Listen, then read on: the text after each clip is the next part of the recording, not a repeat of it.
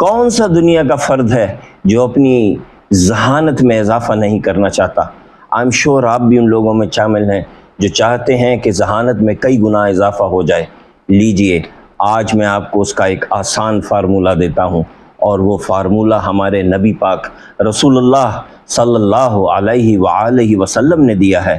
انہوں نے فرمایا وَتَوَدُّدَ النَّاسِ نصف العقل، کہ لوگوں کے ساتھ ریلیشن شپ بلڈ کرنے میں آدھی عقل آپ کی ڈیولپ ہوتی ہے۔ میرا یہ خیال ہے کہ کچھ لوگ یہ سوچیں گے کہ یہ لوگوں کے ساتھ تعلقات بنانا بڑا مشکل کام ہے۔ لیجئے میں اس کا بھی آپ کو ایک آسان فارمولہ دیتا ہوں۔